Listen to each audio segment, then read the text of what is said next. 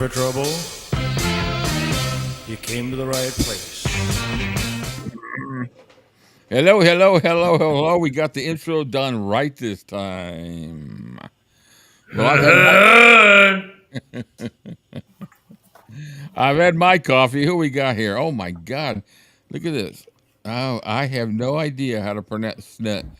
Oh, I'm sorry. I will mess it up. Snazana,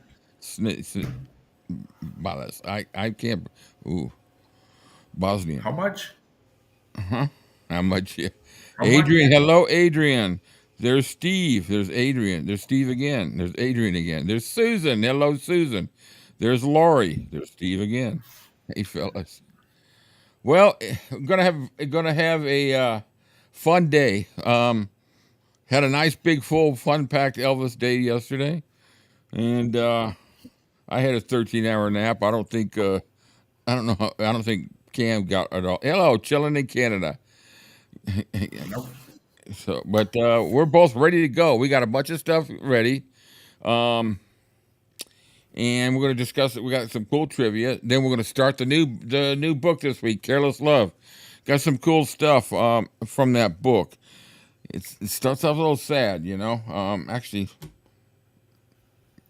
it's kind of touching, but I got a few treats from that book that I'm going to share with y'all. Hello, Teresa. Nice to see you.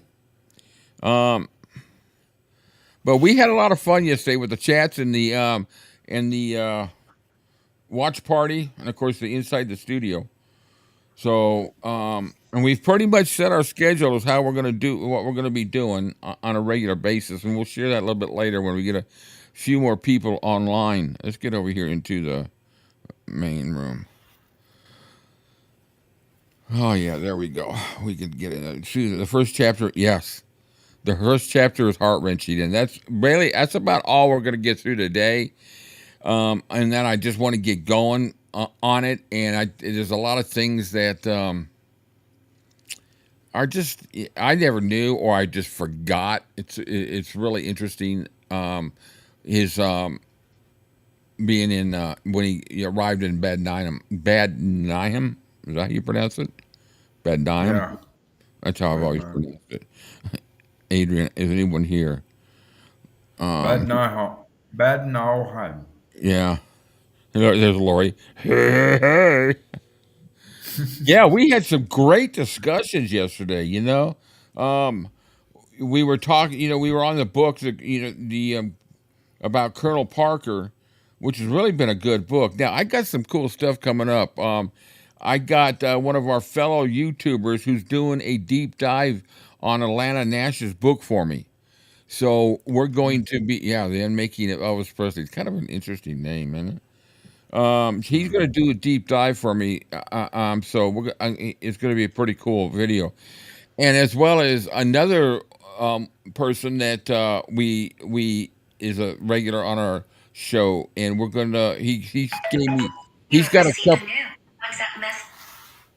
He's got a couple of videos that has on his channel that were originally in a different language, but it's about the Colonel, and there's some conversations with some of his relatives, and he had it all translated. He did some voiceovers, and it's really cool.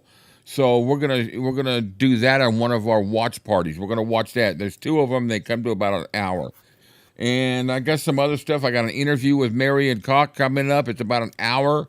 And some really cool documentaries come up. I'm really excited about the documentaries.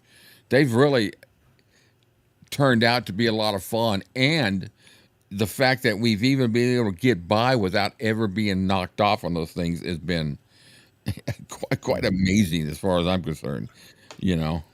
I'm gonna have to go back and watch the replays because I've got what I like to call fatigue here. Fatigue, yeah. Yeah, there's a combination of amnesia and caused by fatigue. Okay. Well, I told you if it's too much for you, let me know. I don't want to be pushing.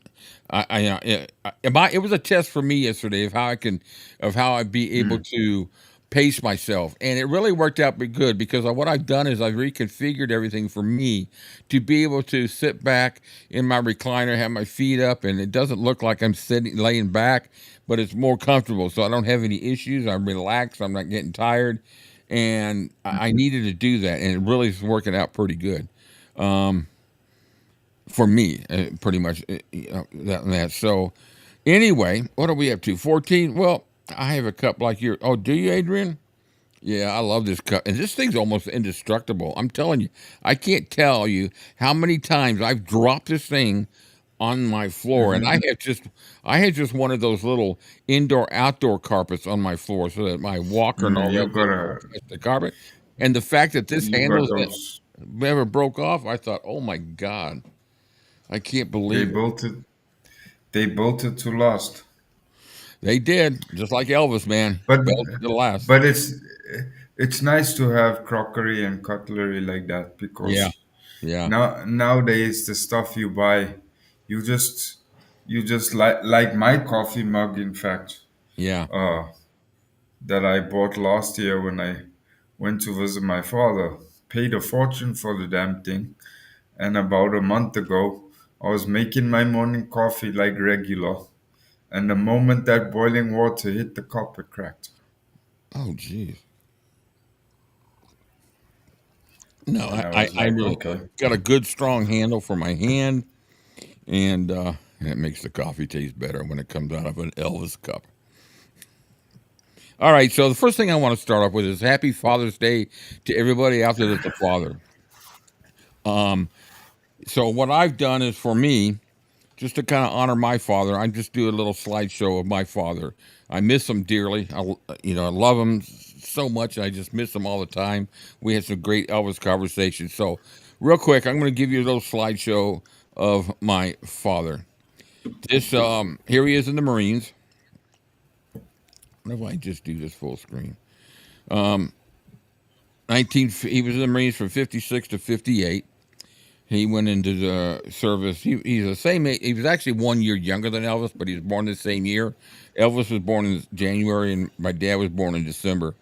But my dad joined the Marines in '56. He got out of Tennessee. He was born and raised in Tennessee, and he headed for California and joined the Marines. And this is out in Camp Middleton. He's the one in the middle. I think I got a little bit closer shot of him. That's my dad. We're up at Yosemite National Park. He's got the Elvis sideburns. That's that old Kingswood freaking station wagon. That's what we moved to Georgia in. We moved to Georgia from L.A. in that car with four kids. I was 75. I was 17 at the time. My brother was 16. My other brother was 15. And my other one was 5. And then we had one dog and three cats in there, all jam packed in that Jeez. car. Well, the company moved us. That thing was just loaded down with stuff. Took us 4 days to drive through. And for those of you out in Arizona, we broke down in Needles, California, just as we crossed. Just Needles isn't Needles right on the border right there in California. Or is it in Arizona? I can't remember. Susan will know. She's from Arizona. There. Let me get to the comments here. So that's Yosemite National Park with the coffee my dad always got up and made every morning. I love that jacket he had. A little bit closer to my dad. There's my dad when he was like 6 years old. There he is at 11, getting ready to light up a cigarette. He smoked for a long time. Holding my little brother. Was out in California. So these are some of my favorite pictures. My dad watching one of the launches of one of the shuttles.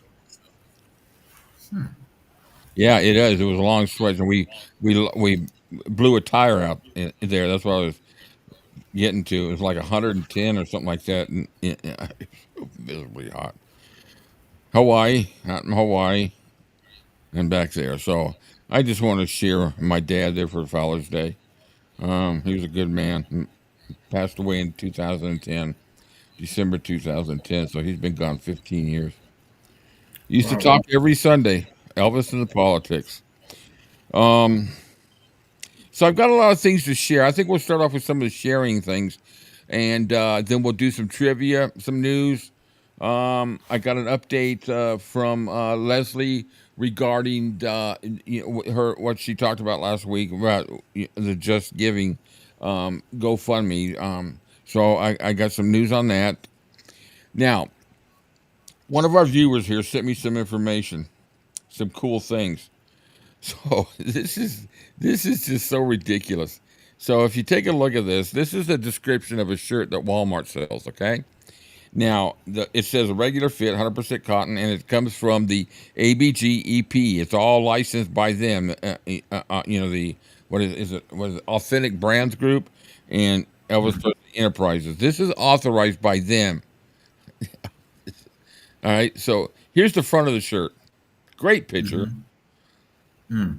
And it's a picture about the tour of 1958 and all the cities. Tell me what's wrong with this shirt. Somebody in the comments tell me what's wrong with this shirt. Hey, Olga, why is this shirt wrong? The front will tell you. The front of the Steve will probably know, but the front of the picture. Let me enlarge it here. There's something on this picture that's telling you what is wrong about this picture. We'll go back here. Actually, the back tells you the same thing. What do we got? Hi, chillin', not right now.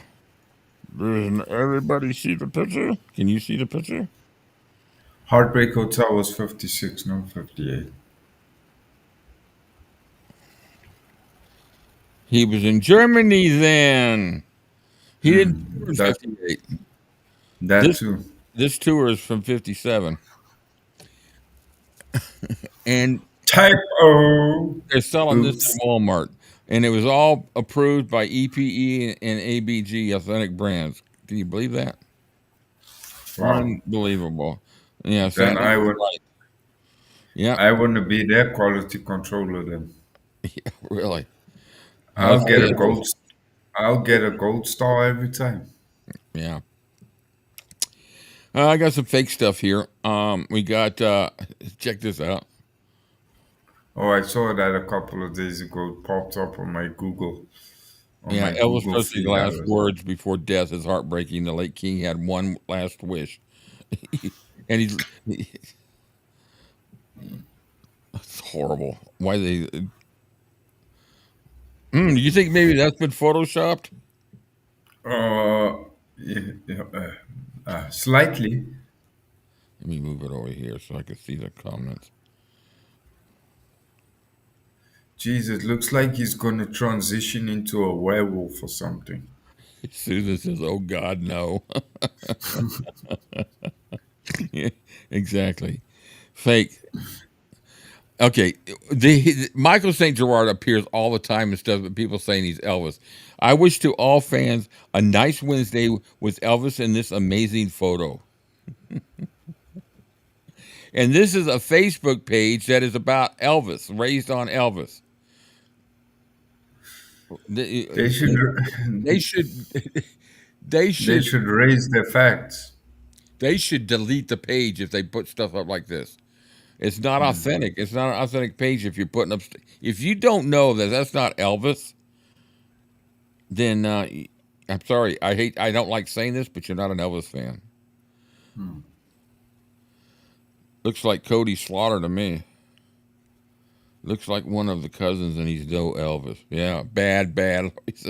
So many great Elvis pics. Why all the fakes? All of it. I know it's AI. It's all about AI now. Look at this. Seriously, he looks like that. Looks like John Stamos. Oh, that's an interesting thought. We all began to see that Elvis wasn't well anymore. Well, he looks like he's getting ready to go in and do like he's part of Chippendales or something. It started Yeah. sometime around 1974 during his show in College Park. Jesus, man, that's crazy. Oh, hey, Leslie. Hey, nice to have you here too. Yeah, I wonder if that's photoshopped. Crazy. All right, now this is real. This is kind of cool. Lori sent this. Those were sent in. Those were I kind of picked out. The shirt was sent in to me from Susan, and so Lori sent this video to me, and it's the he was perfection in SAG. Why mess? Yeah, that dude might be because he's not Elvis. The hat. Dylan says the hat. All right, so yeah, somebody took the pictures from Nixon, and the pictures when Elvis met Nixon, they were all black and white. I don't think they ever took any color pictures. I think they were all black and white. Somebody correct me if I'm wrong, but I think they were all black and white. So last year, all this carp has buried the legit Elvis into. It's crazy. I have to stop sometimes and really examine the picture, but even when the picture even when they just do like a soft touch focus, it's not real. I'm sorry, it's just not real. Susan, I caught the date issue. I emailed AB. Oh, that's right. So she emailed ABG, and the guy was nice and checked on it, admitted it was their oversight, and they are fixing it. Okay, well that's that's good. cool. That's good. At least they're I mean, they got to stand behind it. So, all right, this is a little quick AI video. What they did is they took. Now, I kind of think it's a little bit cool, but then it gets a little bit creepy. And I'm not a real big fan of taking a still picture and having AI make them all. Oh my God, these videos that are popping out with like little kids are playing adults and all this stuff that's out there with AI. It could be good, but boy, they're just abusing it. So here's the video. I took I took the music out because I figured it was Marco Mile on my shoes, and I figured they would kick me off because it's a little over a minute. So now, see, it's really kind of cool because it does look real, even though we know it's not. And it's colorized. I mean, look at Nixon's suit; you could tell it's been colorized. But this is what gets me right here. This is when it gets creepy. In a second, right?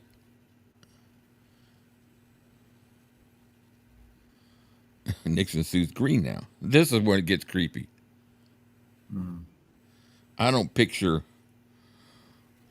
There's all No, documentaries popping up, right? Yeah, there's all kinds of AI documentaries and all that, and if you do it right, I can understand if but some of these pictures are just crazy. So I want to make sure that everybody if they have a chance, we've been, to join our WhatsApp group, so that you can get notifications. Since we've kind of pretty much set a schedule, I'm going to send everybody a little bit more about it. And then let me go back up here. So now, yesterday, after our big long last evening, after our big long day of Elvis, we did the book chat in the morning. What'd that run? About 2.5 hours. Then we did the inside the studio, which was a little over an hour, almost an hour and a half. And then we did the watch party with a really good video. We had a great discussion afterwards, really good discussion. This is the type of stuff this is the reason why we do this. There's times when I sit there and think, why am I bothering doing this when I get, when certain things happen that just make it almost not even worthwhile. I mean, outside of what we do, there's the outside forces, and I'm not going to talk about it. But there's times when I just like, is all this worth it? But then the last few chats and these watch parties and these conversations we've been having with the books, they've been great discussions. There's no drama in the discussions.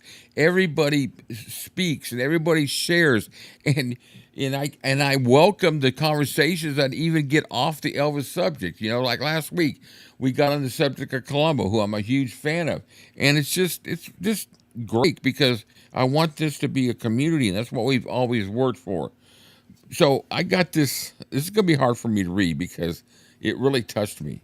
And Cam doesn't know about this yet, so this is the first time he's reading it, and I want to share it with everybody, and it's going to be anonymous to who it was from, but it just means a lot. And there's a lot of you that communicate with me through email and or messenger, and I welcome anybody to do that because it makes me feel good when I hear things from everybody. So this is the letter. I'll read it. Hi, Rick. What a lovely day of Elvis and friends. I just want to commend you for today. It was so much fun watching, listening, and chatting. Such great discussions all day. Just know many who stayed with you all day or even to visit for a show or while, many of us are lonely. We have nowhere to go sometimes, aren't near other Elvis fans, friends, don't always come around to get together, especially single folks like me when everyone else is married. You fill our hearts with a place to go to that is welcoming, interesting, and safe. Just know my little picture on the chats and on my email comes from a T-shirt that reads, "What would Elvis do?" I swear, I live my life with that question. Who faced when faced with a dilemma? I think Elvis would be honored and proud of the way you, Brent, Rick, Cam. Oh my!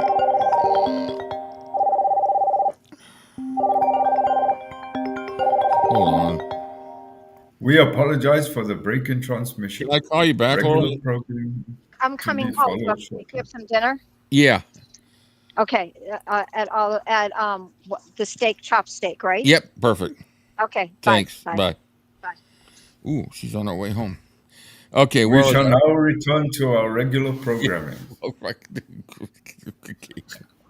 you're wide awake now. I think Elvis would be Uh-huh. honored and proud of the way you, Brent, Rich, Cam, Leon, Dylan, Steve, Michael, Kyle, and others are sharing his music and legacy and opening your hearts with humanity and love. Only us in the Elvis family get it. Others looking in don't understand how we can spend a whole day talking Elvis. I would love to think he would be tickled seeing this and knowing his inspiration and love is bringing strangers together. I wish more of these who knew Elvis would come on and let you interview them. Surely they know what the Elvis community is about, but it has been become a money-making entity for some, and the other channels are in competition. That's why the group I mentioned, you all never compete. You just lift each other up. That is what Elvis would do. Thanks for a wonderful day. See you tomorrow for another one.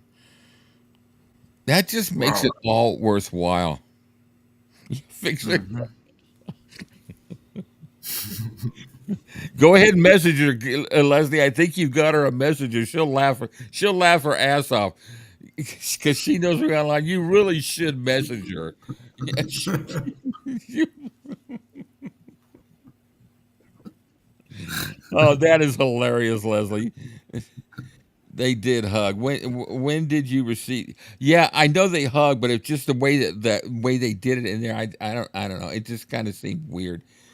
But I thank the one who sent me this comment, and everybody sends me such uplifting emails and information, and they it's like with Susan, she sent me the thing about the shirt, and then Lori sends me the video about Nixon, and that helps us out, and it just lets me know you guys are really enjoying this.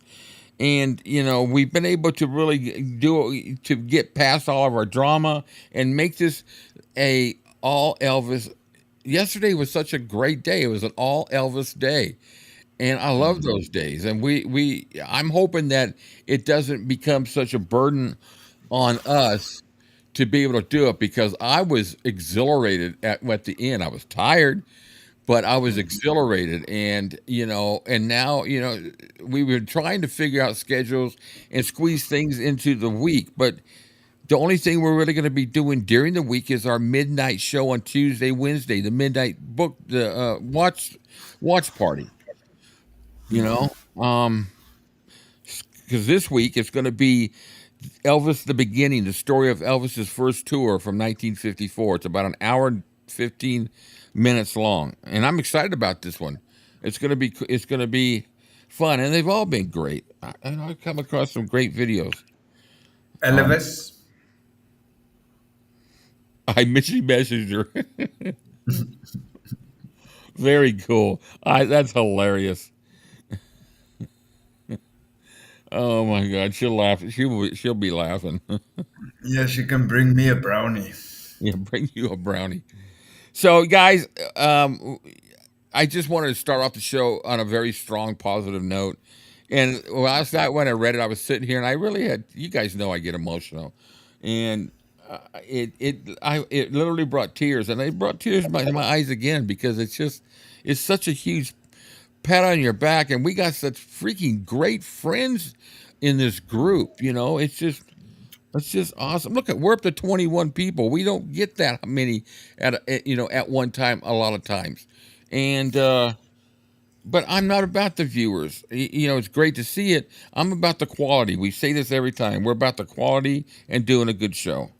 So, Susan, thank you for that comment. Love all the variety of show content. Um, oh, Lesley, you've seen that video? Yeah, I've never seen it. I'm excited about it. Yeah, yeah. You both have great chemistry, and pick up your. Yeah, we seem to really play off each other really well. We get along. We have some great conversations. But Yeah, it's nice to hear those kind of things because it does. It brings it, it puts it into perspective, especially when you've been going like 36 hours, 48 hours, 72 hours, and you get to the end of it and you go, man, I'm really bushed, and you start asking yourself the question, yeah, like, you know, yeah. you know in yourself, in your spirit that it's worth it, but it's like the body says, Right. something I don't, think. Go ahead, Cam. I'm and sorry. and when you hear something like that, it's kind of like, okay, Yeah, that's that's a line I would expect a line like from Dylan. You two are like a good rhythm section in a band. Thanks, Dylan. That's a great that's compliment. cool. So, for those of you who are with us in our shows, you know that we spend an hour saying goodbye. Yeah, we should actually we should start off the show with goodbye, Yeah, everyone. Have a good yeah, yeah, week, yeah, and yeah, yeah. Yeah. Oh, that's thank you, Leslie. That's I appreciate that. So, I want and we're gonna do that. We're gonna start off with good stuff. Cam and I talked about it. I'm really excited to get about getting started on careless love. So we're gonna bang through some stuff here. I hate using that word. I don't know why I use it. But we're gonna do. We're gonna go through some different things. I got some cool trivia again. I got some.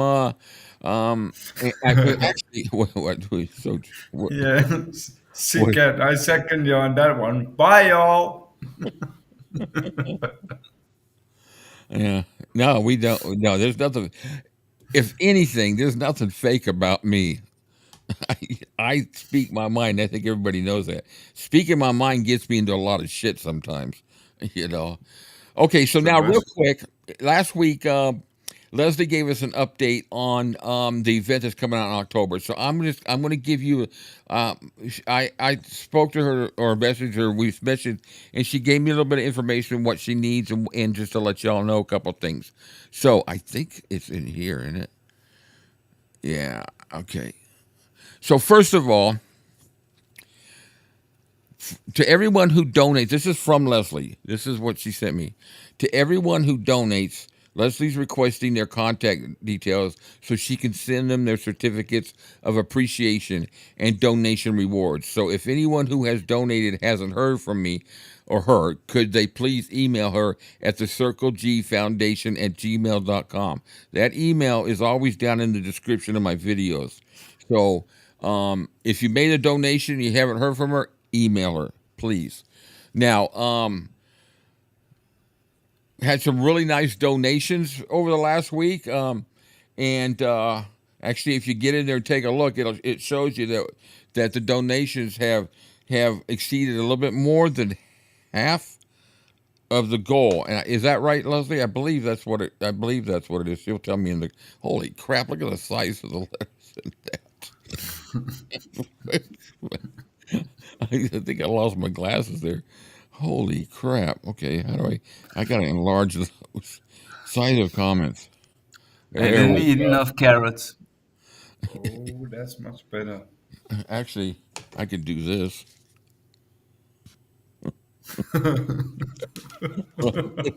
Make this right glass.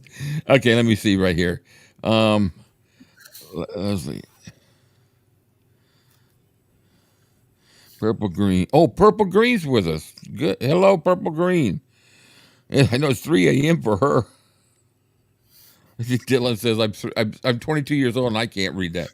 Yeah, Leslie said it's just over 50% of the target. So, I mean that's great. So, that's the news. And let's hear something else you want to share, Leslie.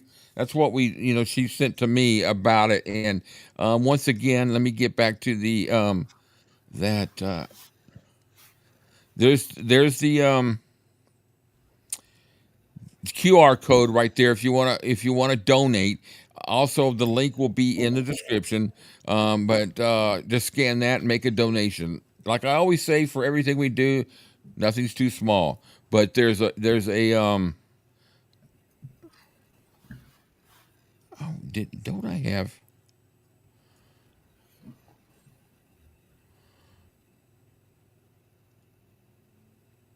Let me see. Let me know if there's something else I need to mention, Leslie. I think I got everything. I'm kind of thinking that there was something else to add into this, um, but I may be mistaken. Yeah, Val. Rick was referring to the word bang. He Okay. says he don't like to use the word bang all the time. He don't know why. Yeah, it's just there's just such a nasty connotation to it, and although I don't use it in that aspect, it's just there's certain things that I'm very free and open about what I say in my curse words and all that, but there are a few that I will not use. But but applying the word bang to certain situations, I just think is disrespectful to generally to women, and that's not me. I have a very high respect for women. Valerie, paying it out. I mean, you guys are welcome. It doesn't offend me. I just don't want to offend somebody else.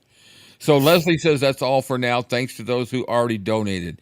Yeah, and I thank everybody because you know I've been a very proud ambassador of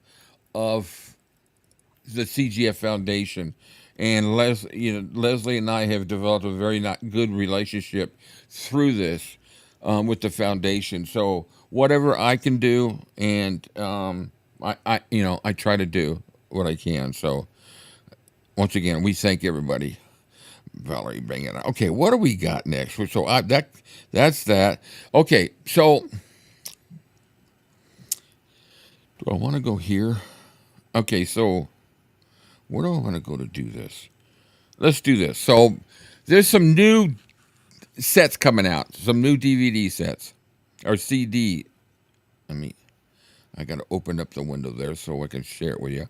So I'm going to go to the website, um, share the screen, new releases, share.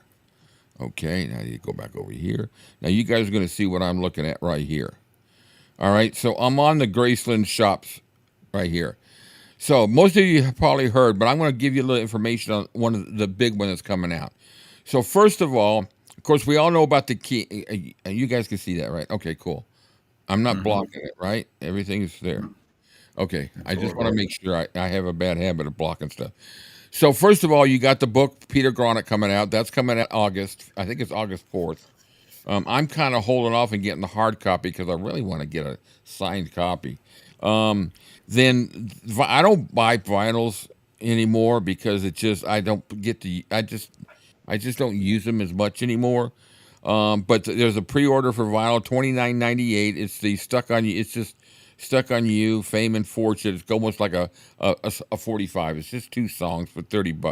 I'm telling you, since Elvis came out in 2022, I mean, you got to literally mortgage a house practically to buy some of these things.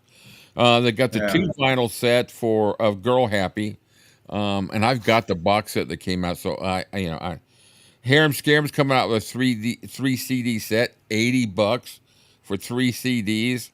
Um, there's nothing it doesn't say anything about anything being mixed. No, newly mixed and mastered. That might be interesting to get, but here's the kicker. Okay, that's 79.98, right? So they've got the new ones just announced. Elvis Presley Sunset Boulevard LP set. That's 40. But here's the 5 CD set of the Sunset Boulevard for 80. So you get 5 CDs for 80 here, and for 80 you only get 3 CDs. Now, the set list. Somebody asked me about this. So these have all been released. I've got every one of these in a box set. There's been some new mixing and remastering, so I may go ahead and get this set reordered because it's just, I have an obsession. It's an addiction with these type of sets. So the only thing that I don't have is on the August 16th disc 5.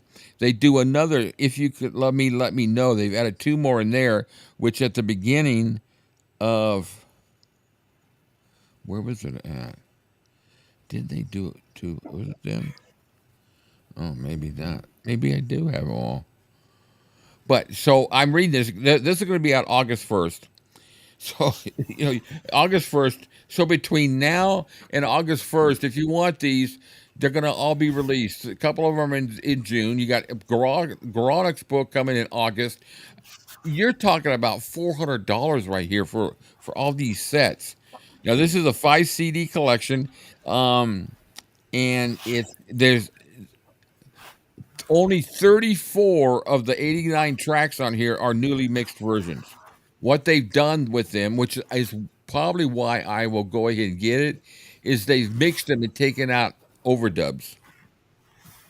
Oh, so they cleaned it up a little Right, bit. and these are rehearsed. So, and I'm wondering if they did them on the rehearsals. I don't know. It doesn't tell you which ones they did them on.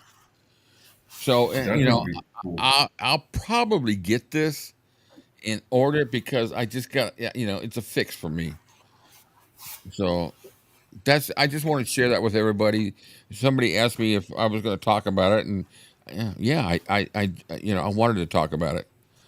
Okay, are you okay? Oh, that's Cam. I almost deleted you, Cam. Oh, Well, you got Graceland in Christmas time. I'm thinking, what's that? How much purchase? Okay, so 79.90. This is for me, right? All right, I live in Georgia. 79.99 with shipping and handling and tax. I'm going to be paying $100 for that box set. 98.99. $100 good for dollars you. for the box set. Purple Green. You're in Australia. You're going to be paying $2,550. I don't know what you're going to be paying, but that's crazy. That is absolutely crazy. You don't want to work out what I would be paying for it. Oh, well, you'll never get it. That's the problem with you. You never get anything that's shipped to them. I kind of agree with you. Now, a lot of the Memphis box set has grown on me on some of them, but I still have a bone to pick about some of the other mixes. But I'm not going to get into that because it's kind of. I'm with you, Susan, on that. I agree. So that's I just want to share that with One everybody. The box one set here in the thousand. UK is $39.99 here. What? Where you at, Adrian? Oh, in the UK. She tells me that's in the UK. It's 39. Is that pounds or is that US dollars? If that's pounds, that's still going to Pounds. be cheaper because that's going to wow. I would be paying 1,435 rand and 76 cents. That's half my government money. Jeez. Wow. Wow. That is nuts. But you know what? We're Elvis fans. Elvis fans will always buy it. They know, Hmm. that's we know that. Yes, I've heard that too, Adrian. That's GPP, Rick. Yeah, but now if I ordered that from there, the shipping and handling is going to wind up being the same for me. I would imagine. You know, I don't know. I would imagine. Let's see. That's trivia. I want to get to that in a minute. Let me go through this. I covered that. Share. I don't think I have any share today. Or Sunny. All right. So last week we talked about the funny scenes in Elvis movies. So I got quite a few suggestions from everybody. I got, I think, 14 suggestions. So I'm starting off with the first four. This is like our butt polls. We're going to do the same thing like we did with the kissing scenes, the romantic scenes. Well, this is the funny scenes, and so I got this one is the four we had today was suggested by C-Cat, by Brent, by Dylan, and by Lily. All four of these. So Brent suggested the scene of the bathroom scene, the outhouse configuration, and follow that dream. We're going to see the clips here real quick. C-Cat suggested the under the car and Anne Margaret walks up. Dylan suggested the word association in follow that dream, and Lily suggested the now you know what I do it for an encore in King Creole. So these will be the numbers when we do the poll. Everybody knows how we do the poll. So I'm going to play them. I'll pop this back up so you can see which ones to vote for. But anyway, let me get that out of here. I'm going to try to hopefully not kicked off. Hey, cat girl. So here's the first one from Follow That Dream. I might cut it a little bit short because everybody knows it, but I'm hoping the Viva Las Vegas one's the one that concerns me.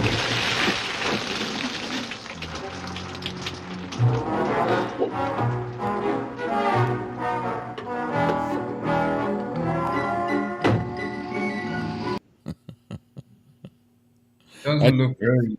What's that? She doesn't look very relieved. Maybe she should go back. Well, the toilet back flushes. Instead of going down, it goes up and it gets soaked. And she just got through getting thrown into the water by what's her character? What's the character's name? Somebody tell me. All right, this one's from Viva Las Vegas. This one is I'm gonna stop it halfway through. Everybody's seen it, but here it goes. Yeah, I can tell.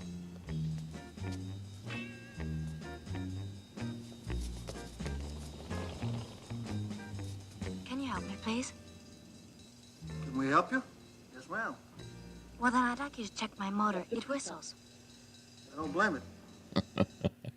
I absolutely love that line. All right, here's the next one from Follow That Dream. Second word. Ready? Help. Help. No, Toby, you don't repeat the word. You just say what the word suggests to you. Well, nobody yells help. They always yell help, help. So I was waiting for the other help, and when you didn't say help, well, I said help.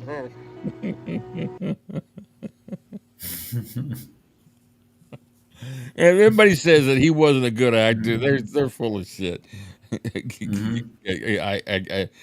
Yeah, Anne Margaret was long-legged, that's for sure. Holly, thank you, Susan. Holly, Ann Helm, and I remember her real name, or Okay, last but not least, from King Creole. Get out.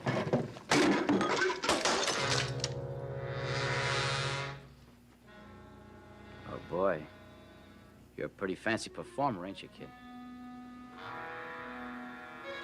Now you know what I do for an encore. Come on, get out. Get out. All right, so just in the comment, put pound 1, 2, 3, or 4, which one you want. I'm going to put the poll up right now. Here it goes. So just start voting.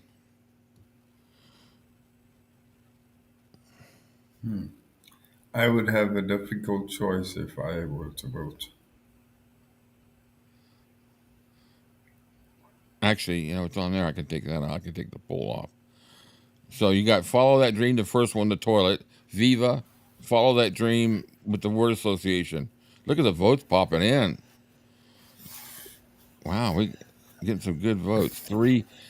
Number 3 for the word association, 4 for King Creole, 1 for King Creole.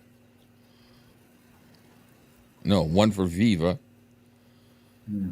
Oh, you got to put pound before that, Adrian.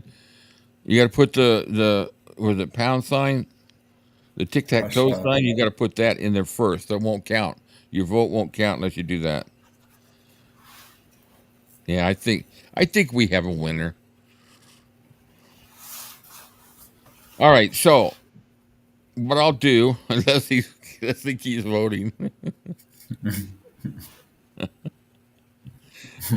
She's ordered dinner and now she's. All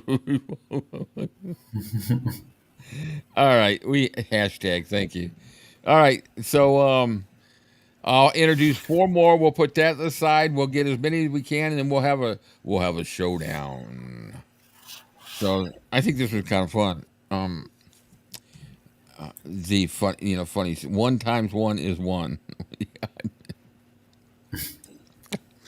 I'm gonna choke here in a minute. Mr. Judah, Poles got so that covers everything in that scene.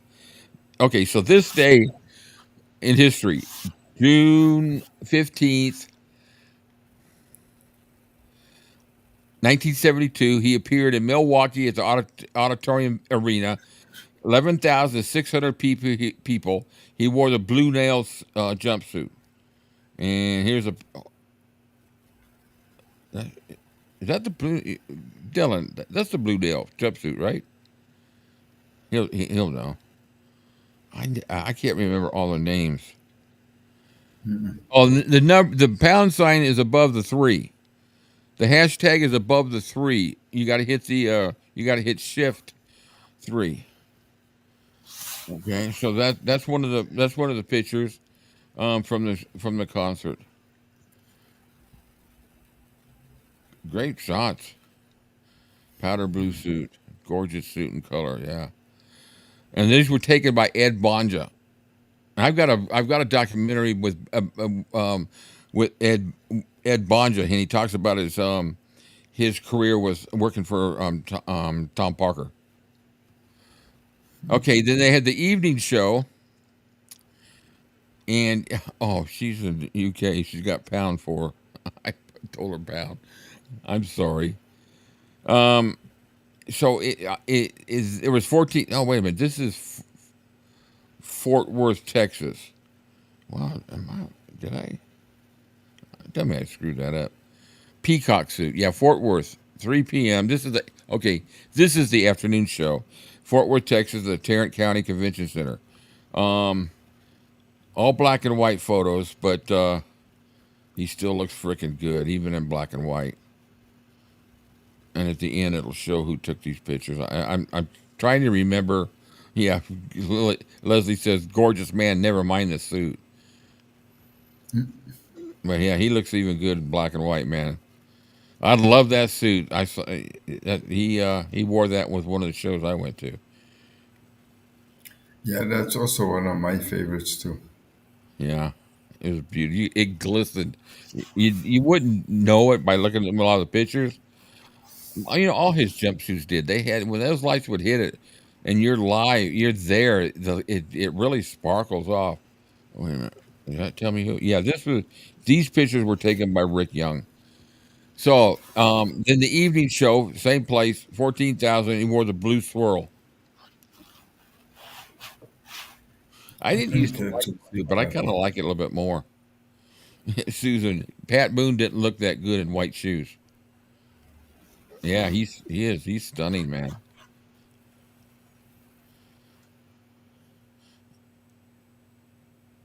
Adrian, it's just hashtags. Oh. All right, so let me get that. All right, wait a minute. Who took that picture? That was taken by James Stout. All right, so and then last but not least, in 1970. Oh, I've already gone through them all, haven't I? Never mind. The last 2 were 74. I'm on top of my game, aren't I? All right, so that's this day. I got a little bit of trivia here. Adrian's got the dollar sign now. She's having a tough time. I'm not laughing at you, Adrian. It just, I. All right, guys. So I got some backwards, and I've got some silhouettes. Those were the easiest ones to put together. And I try so hard to find some obscure, not obscure, but just not often played songs to do backwards. But they're still so easy to pick out. But here's the silhouettes first. So name the movie.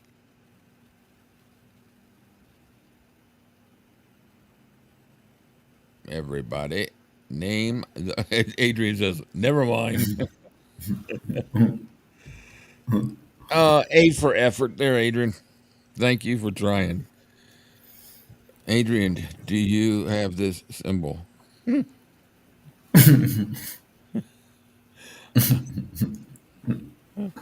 I will find it next time, she says. Any guesses? Anybody name that movie? Of all the silhouettes I do are from any of the 33 movies. That should give you a hint. 33 movies. This silhouette is from one of those movies. You're gonna kick Well, yourself when you see it. I would hope so. Any guesses? Anybody? No idea. All right. Okay. It's probably going to be something crazy like that scene in the original. Yeah, I thought so. What movie is it? That's what you call. Oh, come on. I played innocent. You've been hanging around me too much. Anybody guess? What? Susan says, what? Who is that guy? This is from That's the Way It Is. Yeah, the original one, that couple No, that this got is not the married. original one. This is from the special edition. Oh, It's in the chapel when they're showing somebody. All right. So next, here's the next one. Name that movie.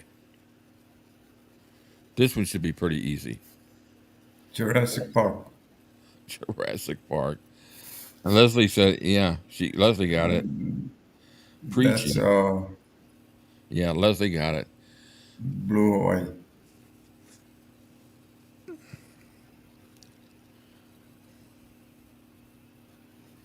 Do the clam.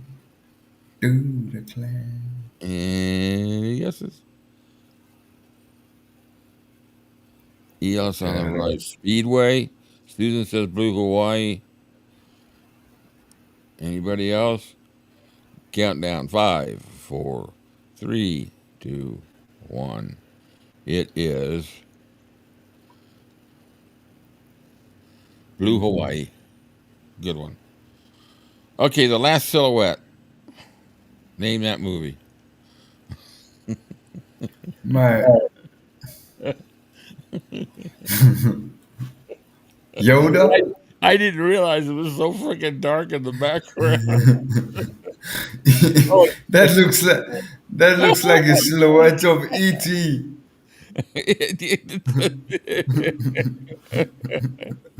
Sorry, guys. Girl happy? No, not girl happy. That really looks like the some reason, silhouette it of looks a little bit E.T. lighter in the background. Oh, please. Cat Girl says, oh, please. Thanks, Lesley. I appreciate it.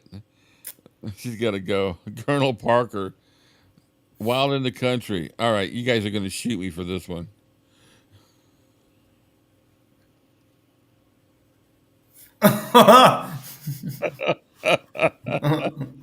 Name the movie. Elvis on tour. Yep. So tell us where he's gonna go. Where he's gonna come in. Well, he's gonna come in through that door over there. Yeah. He's gonna come in through here and gonna go right up to his room. Santa's laughing. All right, so now here's some backwards. But yep, it's the Okay. yep. Take a Susan. Oh, gee.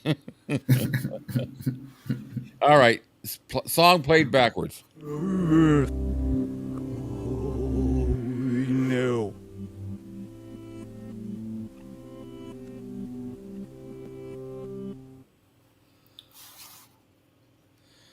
Any guesses, guys? If you know Cam, hold off a little bit. It's a tough one. I kept listening back, and of course I knew what it was, but I was just like I couldn't detect. It's that it goes. That man took his job seriously. Yeah, Says, that it's not trilogy. no. Oh, I think I might know. All right, I'll play it one more time.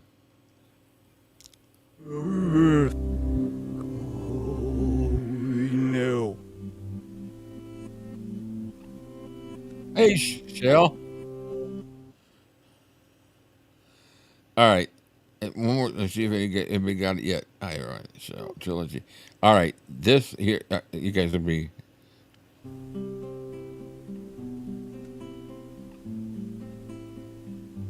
When you Oh, my favorite. through. Didn't I sound get anything like it backwards, did it? No. It was a gospel song, Purple Green. You got that right. I get goosebumps every time I hear that song. Yeah, it was You'll Never Walk Alone. All right, so here second one. We got 3 of these all together. Here's the second one. Oh, was it on now?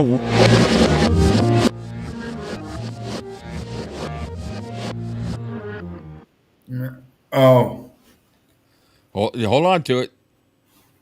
I can't get it fast enough. Here it goes again. Oh, was it on now?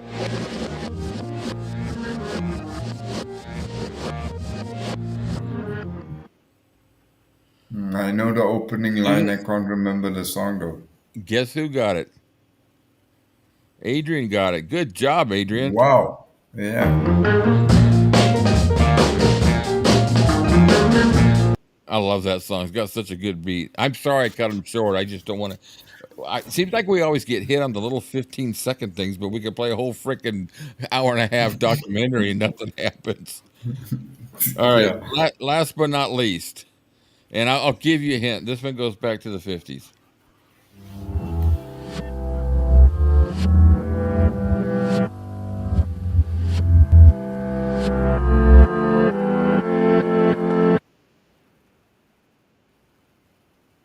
That was a tough one. Sounds like they tune in the piano. Yeah. They would ding you for no, they wouldn't ding me for the backwards. They'll ding me when I play the answer forwards. That's when they'll ding me. Because I got hit on. Remember when we did I forget what the scene was, but we got knocked off. The first time we ever got knocked off was during. It was a can't help believing. And we got knocked off for Viva Las Vegas. Viva Las Vegas, all in the same show. All right, one more time. Playing for keeps. Ooh, that's a good guess, but no.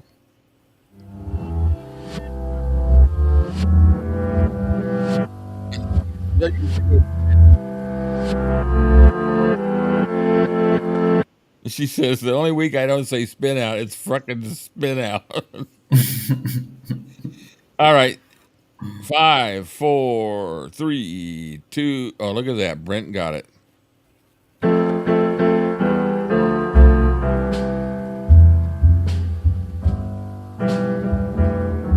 Good job, Brent. Good job. So that's our trivia. I think I've covered everything I want to cover before we get to the book. Satin and Susan, I say spin out. She does. It's fucking hilarious. I got that Walmart. I got the Walmart thing. So, like I said, Tuesday is that. We had a really nice in the studio, in the ghetto. Hey Jude was, All right. I was going, nah, nah, nah. I was doing that for a while afterwards. But we had a couple of nice acapellas of Mess of Blues and In the Ghetto. So check the replay. I haven't picked the songs for this coming weekend, but we're going to continue with American Salad until we finish that whole thing. I did that. I did that. I did that. I did that. I did that. We got cover. Ooh, oh yeah, there's Cam. All right, so the book. So I did put it in here.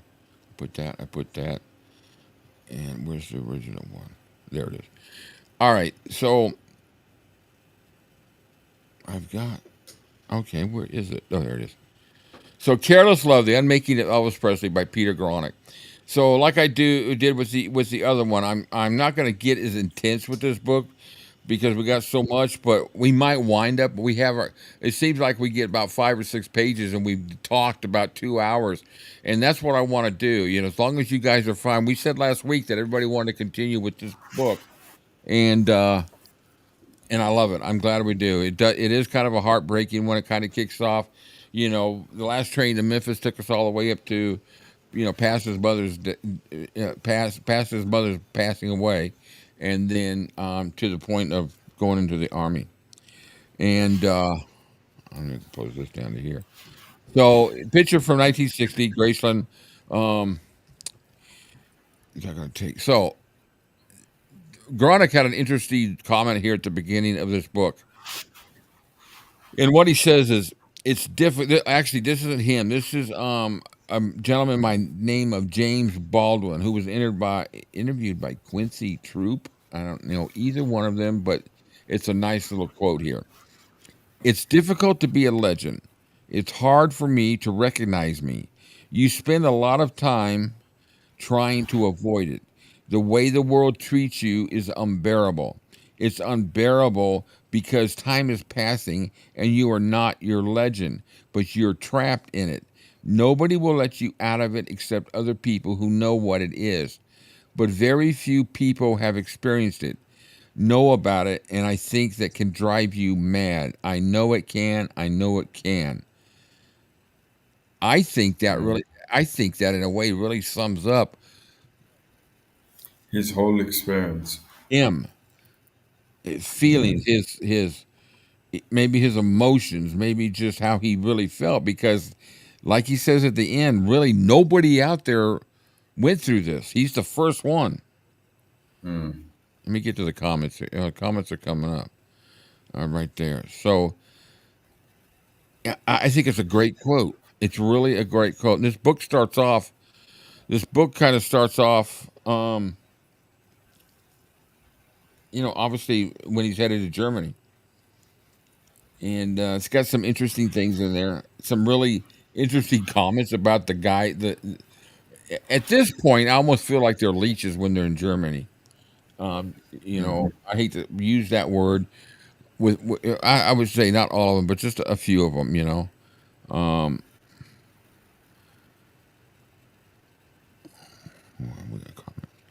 Okay, so this is a story of fame. It is a story of celebrity, its consequences. It is, I think, a tragedy, and no more the occasion for retrospective moral judgments than any other biographical canvas should be. Suspending moral judgment is not the immorality of the novel. So Gronick's now summing up this book. Give a copy of your book.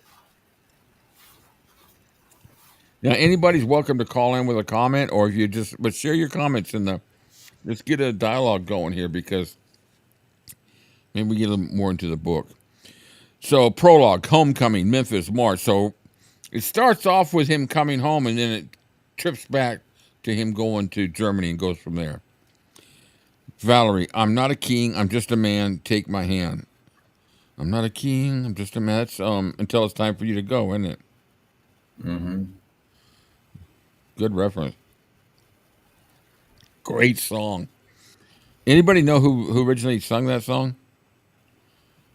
I'd be curious. See if anybody put in the comments if you know who sung that. Um, Don't Google it. Don't Google it. So there's Elvis, Memphis, March 7th, 1960, coming back from Germany. So the first few pages are of him coming back, and then it's going to kick into step back.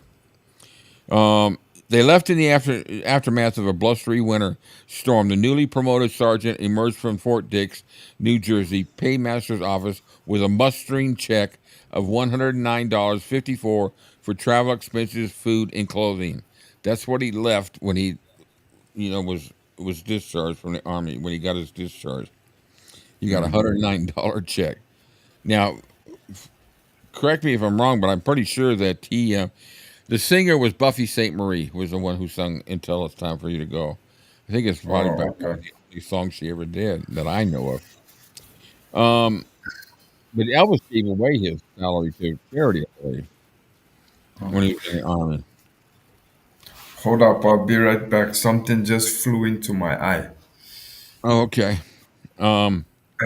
It was 2 years since he had left civilian life, 17 months since he had set foot on American soil. He leaned back in the seat, a broad smile illuminating his handsome 25-year-old features, and cast a backward glance at the 40-car caravan of reporters. 40 freaking cars, holy crap. Photographers and fans that fell in behind them on the snowy highway.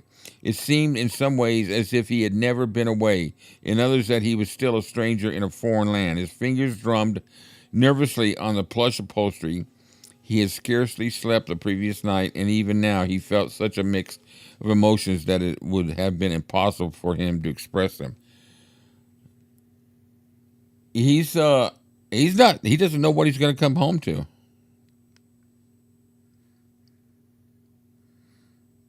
He doesn't know what he's going to have when he gets home, whether he really has a career. Supposedly there was a lot of communication between him and Parker about things going on. But, there was a lot of recordings done while he was gone. But, in 2 years, look how music changed in the 2 years from the time he started till 56. He was gone, and who knows if rock and roll, nobody knew if rock and roll would be a big thing, So he had an RCA recording session coming up, and then he had the guest appearance on Frank Sinatra's Welcome Home Party for Elvis Presley television special, and was scheduled in less than a month, and Hal Wallace, who had signed him to his first motion picture contract just 4 years earlier, was planning to start production of GI Blues. Susan, so many questions for him. His mom was gone, and the career had to be a bittersweet return. Satnin must have been soul destroying to walk back into Graceland without his mama there.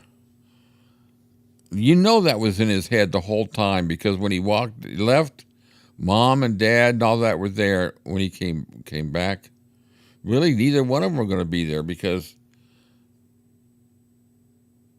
well, Vernon would have been in Memphis, but I don't think he lived at Graceland after that.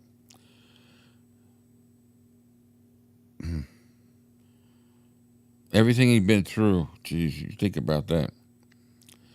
If he was certain of one thing, it was that his manager had a plan. The colonel, heavy, saturnine, his hooded eyes veiling an expression of amused avidity. Some of these words I got to look up. That Elvis sometimes thought he alone could read, had stayed in constant touch with him. They asked him if he was going to keep Graceland after the family changed. You could see it on his face answering the question.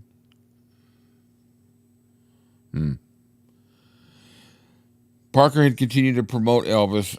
Let me get that other so I can read. Continued to promote Elvis Presley merchandise, devised sales campaigns for each new record release, and hustled small-time theater owners when Paramount released King Creole and Loving You. The previous summer, he had fought the Army to a standstill over plans to enlist Elvis as an ambassador entertainer, refused to cave in to RCA's increasingly important demands to have him record something, anything, while stationed in Germany.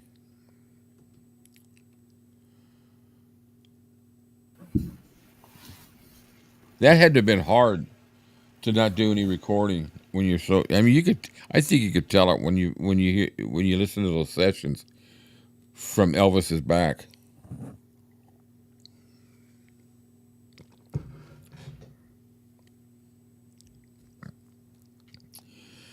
They were heading for New York. He had informed the press they were going to have a big news conference at the Hotel Warwick and then spend the weekend there. But that, of course, was nothing like what he had in mind. He had, in fact, worked out 5 fully developed alternate routes and schemes with any number of decoy vehicles and even a helicopter on standby if need be. But really, his only intention was obfuscation, at which he was preternaturally, good Lord. Sorry, guys, some of these words I have a hard time pronouncing. Adept. Obfuscation, at which he was, I can read the same freaking line. They lost the caravan of a company vehicle somewhere in New Jersey. Elvis Presley mysteriously vanished from a snow-packed, fan-laden highway. That had to tell him something when he got back, and all these people were standing there waiting for him. Hey, Tracy, welcome aboard. We started doing Careless Love here, so this is the first few pages talking about him. The first part to discuss him coming home from Germany, and then we're going to get into him headed to Germany. So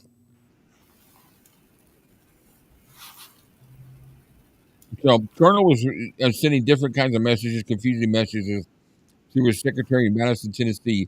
That evening, they took a private railroad car to Washington, where they boarded the Tennessean, scheduled to depart at 8:05 a.m. Once again, they occupied a plush private car. Don't we have a lot of? We have a lot of pictures from this trip too, right? But Yeah, now I think so. it was known to the world, published by the Colonel, with the idea of giving this boy the kind of welcome a homecoming hero deserved. I love that Gary Pepper was there to welcome him home. That's some great pictures, yeah. Hey, Kathleen, welcome aboard. Tracy, I'm sure it weighed on his mind, too, that he was supporting lots of family and his friends. Yeah.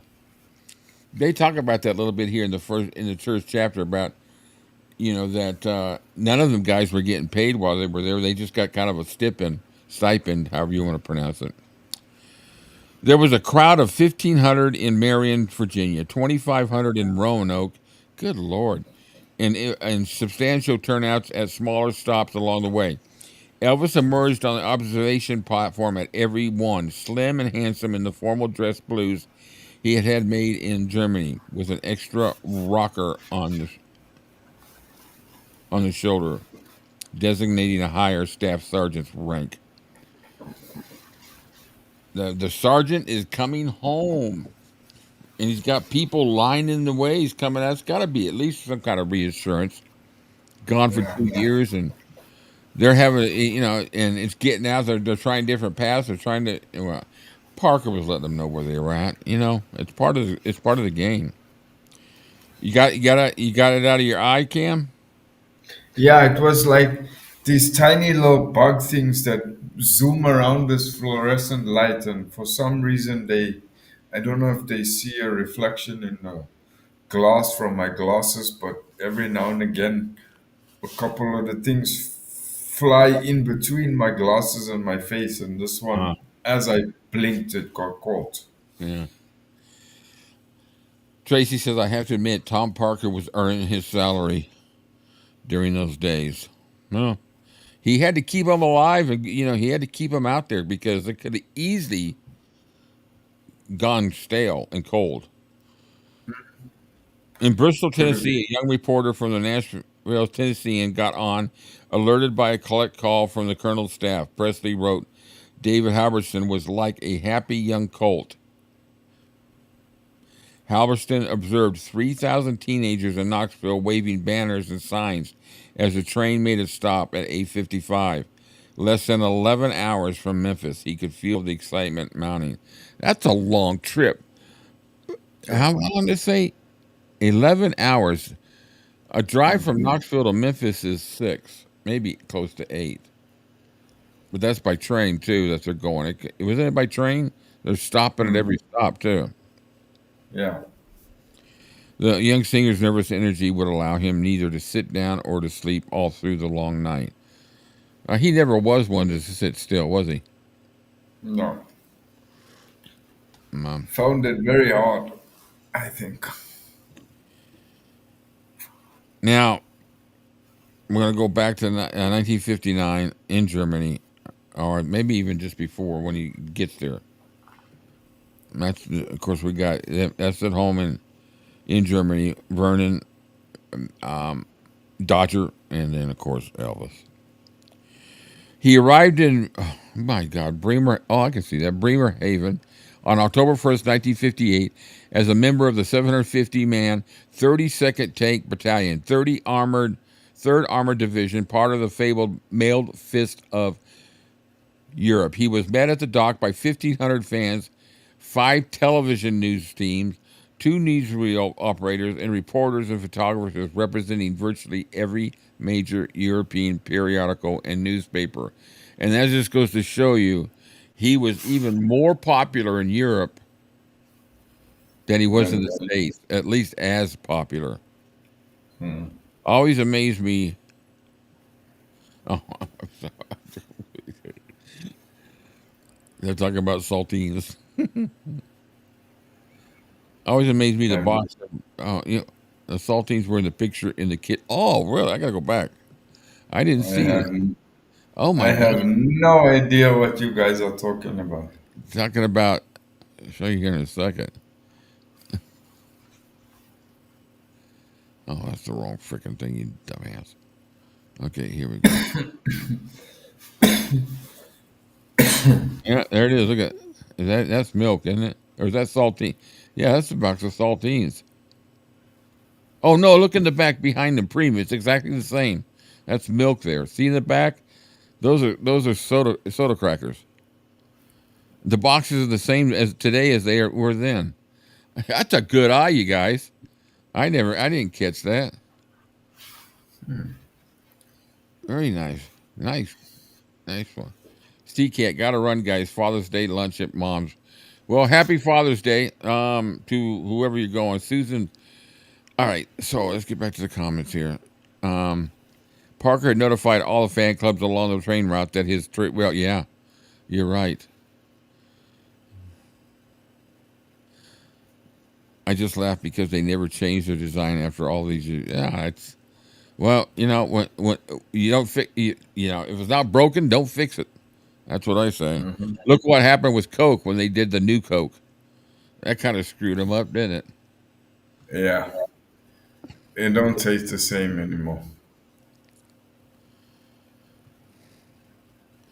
It had been strange and solitary crossing, not so much because he was alone on the transport ship. He had made friends with a number of the guys, as because with his mother gone, he was truly alone in the world. Seeking solace, he read and reread some of the poems about death and motherhood in the book he had been given by a fellow GI just prior to his departure, an anthology called Poems That Touch the Heart. Now, I got something here you guys are going to enjoy, because I got a copy of that. I downloaded a copy of that book, and I went through it. It's like 500 pages long, just poems by the heart, or touched by the heart, or whatever it was. What does it say? Poems that touch the heart. So I looked through it and I tried to figure out a poem that probably would have touched. It's just all guesswork, that might have touched him, emotionally. So this is the poem. This is the poem that I pulled up. Home is where there's one to love us, by Charles Swain. And instead of reading it, I made a recording of it by AI. Home's not merely 4 square walls, though with pictures hung and gilded. Home is where affection calls, filled with shrines the heart hath builded. Homilgo watch the faithful dove, sailing 'neath the heaven above us. Home is where there's one to love. Home is where there's one to love us. Home's not merely roof and room. It needs something to endear it. Home is where the heart can bloom, where there's some kind lip to cheer it. What is home with none to meet, none to welcome, none to greet us? Home is sweet and only sweet, where there's one we love to meet us. Home's not merely four square walls, though with pictures hung and gilded. Home is The little one below. Hail, guest, we ask not what thou art. If friend, we greet thee, hand and heart. If stranger, such no longer be. If foe, our love shall conquer thee. Hail, guest, we ask not what. I thought they were pretty good, especially the first one. Home is where there's one to love us. I would think that reading that book, some poems like that are probably ones that hit him. That's probably, something like that probably hit him right between the eyes, having to realize that he now has to go back to Graceland and Mama's not there to greet him. Yeah. Rick, there are pages online showing Elvis's notes in the book that went to auction. That would be cool. Yeah, do that. Do that, Susan. I'd appreciate that. Home is where the heart is. Yeah, we know Elvis was an avid reader. He sought out the companionship of sympathetic souls requesting to bunk with Charlie Hodge, the little guy he had met on the train to the Brooklyn Army terminal, who was a fellow Southerner, singer, and veteran of show business himself. Thanks, Purple. I'm hearing voices. Is that God? Yeah, I thought it was the best voice I could use for reading these. Is that God? Should get Yoda to read it. Yeah, it would be kind of interesting because he kind of talks backwards, didn't he? Yeah. All right. So, where did I leave out?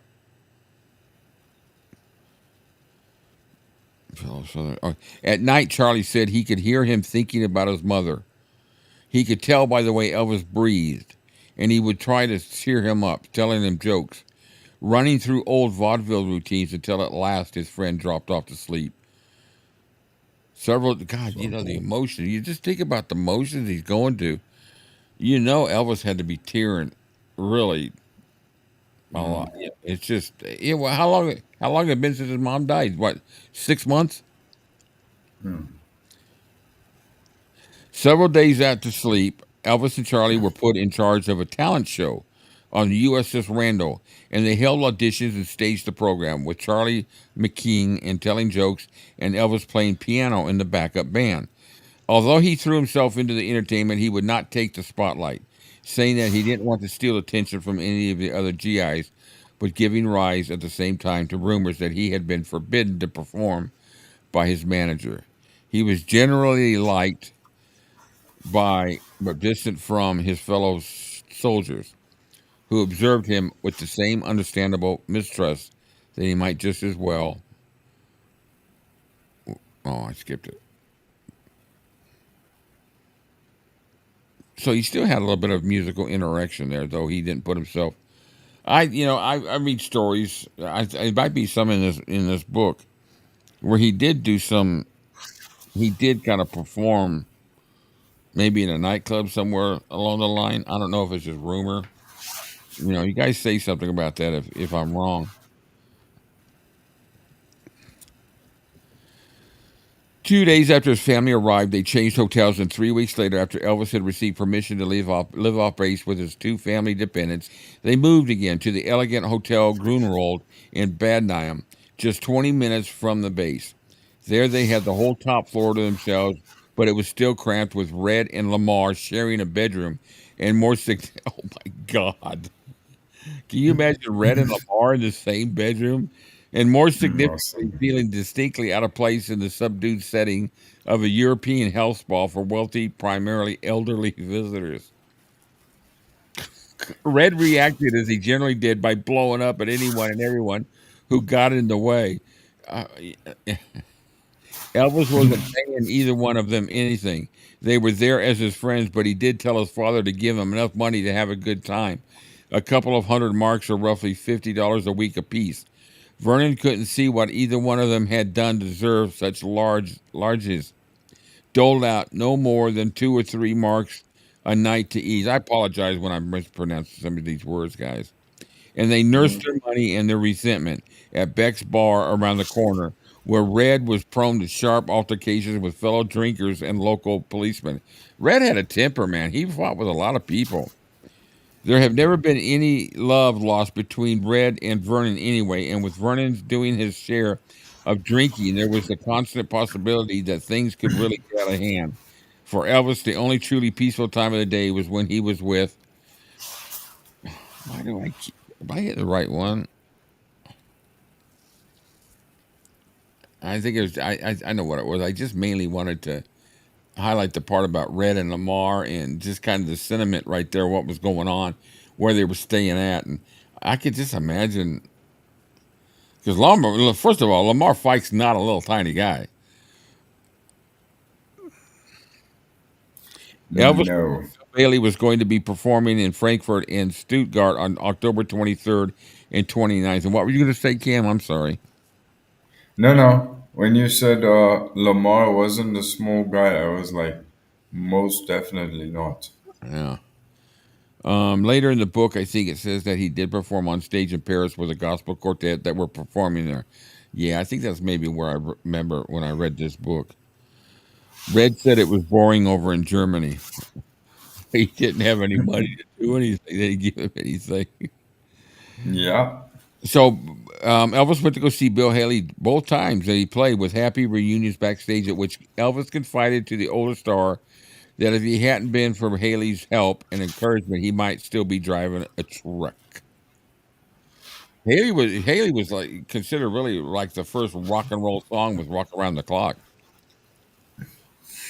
Yeah, I think that's what makes it nice too, is that even at that early stage, uh, Elvis was able to acknowledge the people that helped him along the way. Banjo Paul. Yes, Susan. I normally like books with big writing and pictures if possible. Banjo Paul is in the house. We need to get Banjo Paul a Elvis picture book, a pop-up Elvis picture book. So Elvis got a peculiar call from a woman named Dee Stanley. We know who she is. Mm-hmm. Around this time, she was the wife of a master sergeant stationed in Frankfurt. She explained to him, and she just wanted to invite him to dinner with her family. She knew he must be lonely, and she wanted to show him that a foreign country didn't have to be so cold and inhospitable. After spending a few minutes trying to figure out what she was driving at, he eventually told her to call on Monday, when he knew he would be on maneuvers and Daddy could just handle it. Mm-hmm. Enter D. I never liked her at all, ever. No, especially after that load of crap she went and spewed on Geraldo Rivero's show. Oh, yeah. And then she come back later and said it wasn't true. But you know what? All the Stanleys seem to have done that, didn't they? Rick and David, and who was the other one? Rick, David, and Billy. They all seem to tell stories and all this stuff that happened. Then they come back later and found Jesus and said this wasn't true and all that. Or now, I think which ones are still alive? Just Billy? Billy? No, David. He's the one that wrote that book, Faith. Yeah, Billy and Ricky are gone. Yeah, Tracy. D was a bloody stalker, and I would say that phone call was the initial go-to thing. She knew Vernon was, not married, was widowed. Mm. Oh no, she was calculating. D. Kent Stanley. Yeah, I just in his pictures, and even long before the books and the internet, whenever I saw pictures of her, I just didn't think. First of all, I didn't think she was attractive at all, and she looked like an alcoholic to me. Is what, and I think the only reason why I say that is because I did have a relative that looks very similar to her, and she had the really dark eyes, and she was an alcoholic. But You know, Dee may not have been, but anyway, I think she was a snake in the grass. Billy wrote the book Faith. Okay, thanks, Satin. Yeah, I've got that book on Kindle, but I haven't read it yet. JD came to the Oh rescue. yeah. Eric Croft, that he did, He, and he he was was furious. I'd never seen as him like that. as gentle a soul as he was, and you know that said a lot for me too. That really in that moment, it was. I know I'm off topic a little bit here, but in that moment, when you see how JD defended Elvis and the whole family, I couldn't help but say to myself, yeah, the guy, I think Elvis was like a son to him. Well, I mean, I would imagine so because he knew Elvis since the age of what, 14? Yeah, yeah. I don't know. I never really thought much of any of them. But no. But with Elvis, he took them under their wing, gave them jobs and all that. But to be honest with you, I think he resented that whole situation. But just I'm sure he laid into his father. Oh yeah. No, apparently I heard somewhere or read somewhere that there was quite an animosity between the two of them for a while because of that. Yeah, that's a good point, Tracy. Yeah. Broke Elvis's heart for Vernon to be out catting around. Not what is this? What is this like? Still like 6 months after he died, a little more than that. Oh, thank you, Satnam. I knew two of them are still alive. I Yeah, just I'm didn't so know Rick that which died. two. Okay. But I think out of the three of them, and this is only just, David is sort of the most Respectable. semi, if you can call it that. But Ricky and Billy were just. Well, now Leslie's met both of them, and one of them, I can't remember which one. One of them, she said, was very nice, but the other one was just kind of cocky, and she just didn't get a good impression of him. I can't remember which one is which, but I don't know. I know that Billy's. It's just now that I know that Billy was the one that wrote the book, I know that he's been out there doing interviews. Obviously to sell the book more. And I had thought about reaching out and well, it was suggested to me to interview him. At first, I said no, but then I thought, what, probably it might be a good conversation. I need to read the book first, but I think it'd be kind of cool to have someone like that come online and have a good discussion. I really want to try to get more like that on live interviews or with some people. Billy Wow. is yep, that's it. David is cocky. That was that. Yeah, that's how it goes. Nonstop thunder. Yeah. Got to go take care of my doggies. Okay, Kathleen. Thanks a lot for stopping by. Bye bye. All right. So about 2 weeks into maneuvers, he wrote Alan Fortas, his friend back in Memphis, a letter which, if it wasn't exactly cheery, could at least be described as more chipper than previous communications. After complaining about the weather and indulging in an uncharacteristic daydream that a miracle might happen to get him home sooner than March of 1960. Boy, it will be great getting out. He sent personalized greetings to friends and wrote of his social life. I had been dating this little German Czecholoid by the name of Margaret. She looks a lot like Bridget Bardot.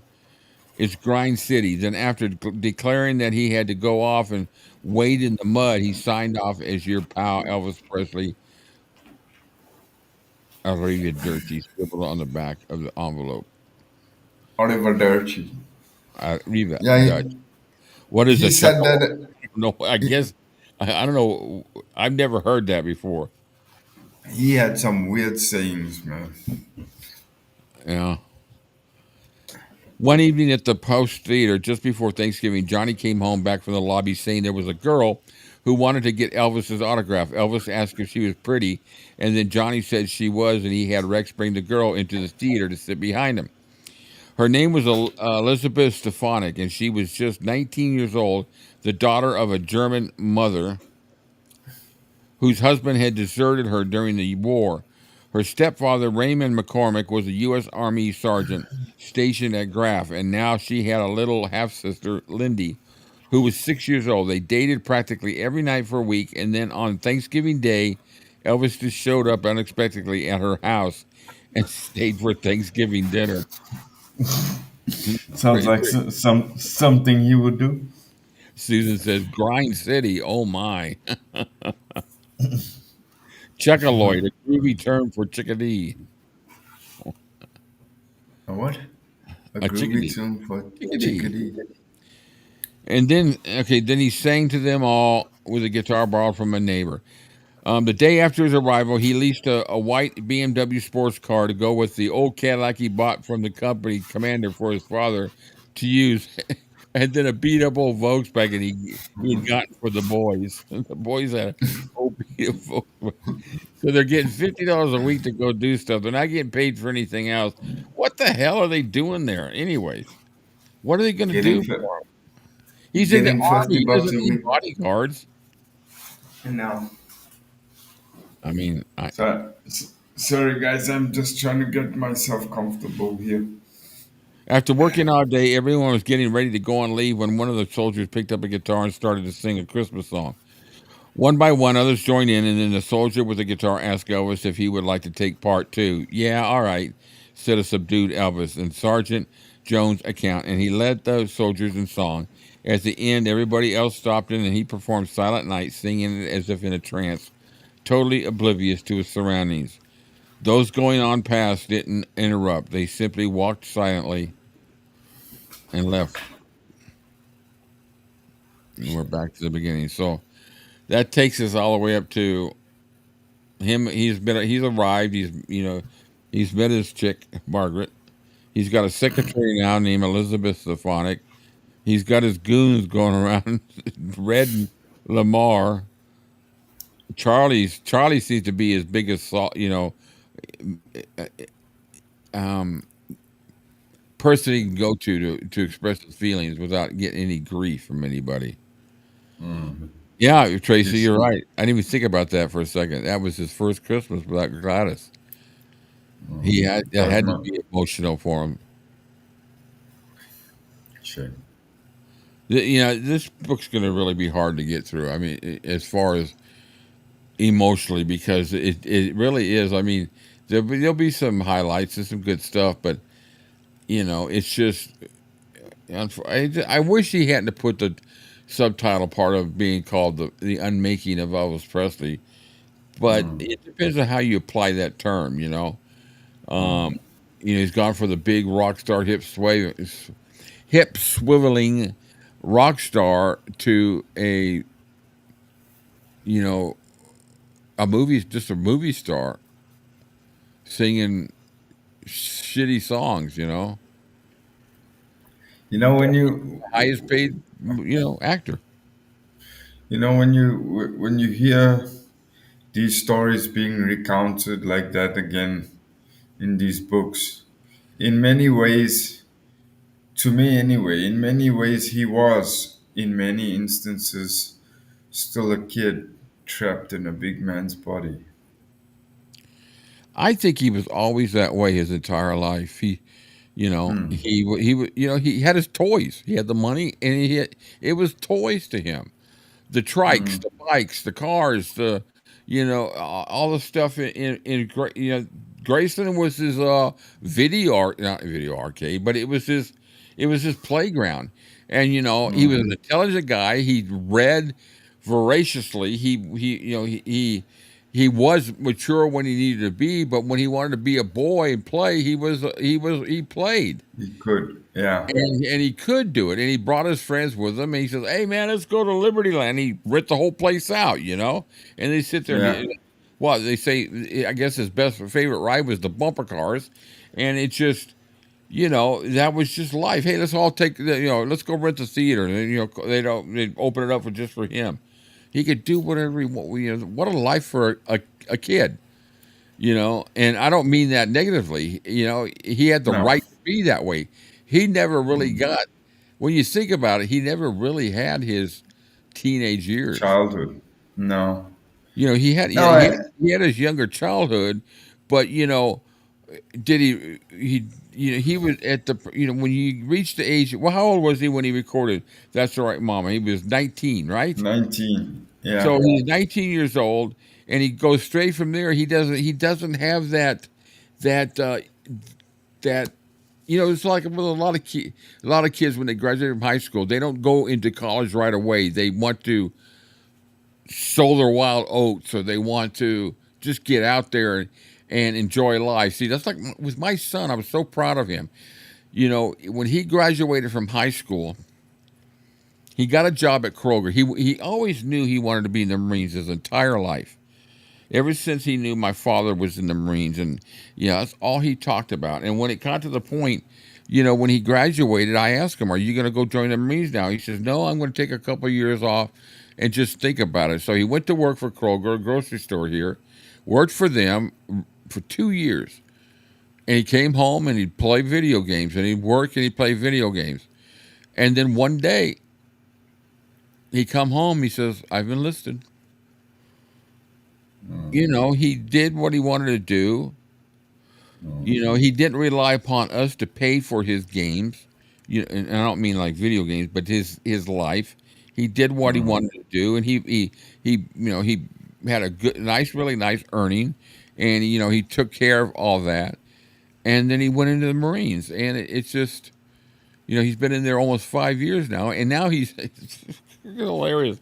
This kid, man, this has got to be the luckiest kid that's ever lived, because the fact that he's alive, first of all, is pure luck, because he was born at 20 weeks. He was the size of my palm, from head to toe. And the fact that they never said he would make it, and now he's in the Marines. He starts off at Paris. What's that? Oh, that's just me.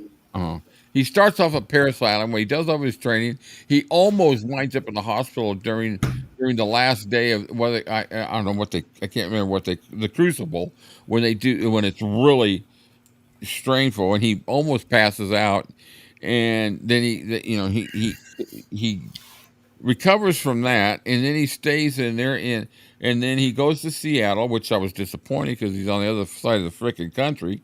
But he liked it there, but he got kind of tired of it. And now he's in Hawaii, and my wife says, he showed him a video, and my wife says, his son's living at Club Med. She says, he showed a video of his room. She says, it's like, he's got a view of the ocean. He's got everything you would have in a nice, apartment. And I'm just like, Jesus, man, he just falls right into it. But I'm proud of him because he did that, And Elvis, of course, Elvis didn't need to go to college. He didn't need to do all that because he became, Elvis Presley. Yeah. Sorry, guys, I got this. It's like George said many times, Elvis's attitude was, what good was having money if you can't share it with your friends? Yeah, he had that attitude. Well, can't take it with me, Mm-hmm. And if I run out, then I'll just go do 3 or 4 shows. Go make more. Tour. Go make some more. Yeah. I remember him coming home to say to Charlie, he says, there was a comment about how much he made on 2 or 3 shows, and it was just like, it was ridiculous how much he made, and people would pay anything to go see him. And back then, the tickets were only $10 to $12, but the promotions and everything else, and I'm sure. Well, when you got I guess $10 or $12 for a ticket today would probably be around $70 for a ticket. But today people pay thousands of dollars to go see some of these people that, and they couldn't pay me $1,000 to go see, though I did go see some of them. Took my daughter to. We talked about that the other day. I took her to all these shows, and I mean, it was fun. I love watching my daughter go to concerts because it's what I always did. I always went to concerts, and I loved it. And I'm glad that they got the opportunity. My son didn't. He loves music, but he didn't care about going to a concert. No, You he know, wasn't it, into sports or nothing. it's like you say, if you ran out, you would make more. But I mean, if you think about it, in the late 60s, early 70s, they had fireworks fights, and he would spend $2,000 on fireworks. And Yeah. I mean, in those days, it was a shitload of money. You And he think about was some like, of the stuff that he did that it's surprised that no one was killed. yeah, I mean, going to the hardware store and buying a shitload of white bulbs so that you can throw them in the pool and shoot them to shit and have your father fish them out afterwards. I mean, really. But yeah, it's like I'm sure, at some point he He must had to have escape. also, It was his escape from. yeah. It was his escape from that world that really no one else lived that type of life. They called him a recluse, but I don't think he was a recluse. He was always out. No. He went. In Memphis, he could go anywhere he wanted. People they would stand at the gate and they get autographs and everything. But Memphis was home. Anybody who grew up in Memphis knew who Elvis was and was from, and they knew he was from there. So he was just part of the community. He was a big part of it and famous but I think where Elvis really had to deal with the crowds and all the fans was when he got outside of Memphis. I think in a certain sense that seems crazy to us now, the stuff that he would do when he was at home, the busting out with the bikes and the snow carts and the Ugh. fireworks Yeah. displays and all those kind of things. I think those kind of things to him were more normal Mm. than the being Elvis part.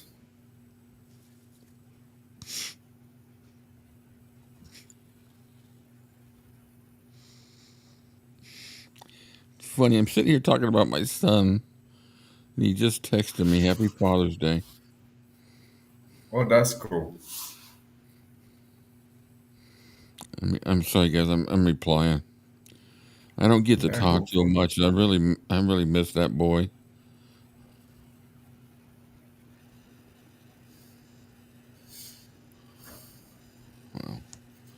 What a coincidence! I'm sitting here talking about him, and he texts me. He's a good kid, man. I got lucky. Let's see where are we back at here. At least he wasn't snorting fire ants up his nose. Like, oh my God, Banjo Paul is in there. Oh, that was Eric Crawford. I thought it was Banjo Paul. At least it was. What did we lose, Banjo Paul? Wasn't exciting enough for him today. Yeah, I think he went to go massage his feet. Yeah. Father's Day in Australia is in September. Really? Hmm. And I always forget when it is every year. I just, my wife, actually, she's bringing dinner. That's funny as shit. Leslie next to me. I can't wait till my wife gets home and tells me about. She'll be smiling when she walks in the door. She'll laugh. I've had my mom, my mom. I've had my wife make appearance in the show and say hello to everybody, and she I haven't gotten a sound from her being home, so she must be. Oh, Mrs. Lowy. Mrs. Louie. Yeah. Oh, she is home.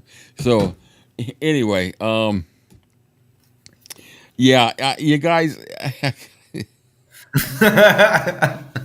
we did a inside the studio this week, and I think we talked about it at the beginning. And hey, we got a hey, Lori, come here, come say hello. I just got Happy Father's Day from Dylan. Made me tear up. Hey, buddy, this is my wife, Lori. Hi, everybody. Happy Father's Day to all you fathers that are out there. Hey, Cam. Hey, Mrs. Lowy, how are you? Hey, did you get a message from Lesley? No, I haven't checked my phone. When you asked me, they could hear the call because it goes through there. She goes, I want some dinner too. So I told her, well, message her. So you got a message from her asking for dinner. I'll get it right over to you, okay? No, she's left. She had to go. Anyway, hello, Mrs. Lori. Everybody says, did Lori bring enough for all of us? I sure did. She says she sure did. Oh, Purple Green says, wow, pretty. You're gonna have to dry mine and send it over WhatsApp because any other way I won't get it. Yeah, everybody's saying hi. Olga and Satin and Susan and Purple Green. She's from Australia. So anyway, we're about done here. So but real quick, we had we did inside the studio the other day. Now I hate scammers. I despise scammers when they call. So we had a. You need to pull that out and put it in a gag reel in one Yeah, episode. I just wanted to. We've been talking about doing this for a while on some of the videos record because Cam and I do some stuff in there that I just have to cut out because it takes so much time, or it just doesn't relate. But we're busting we're just laughing so hard. So during our inside the studio the other day, I got a call that came in. I'd forgotten to.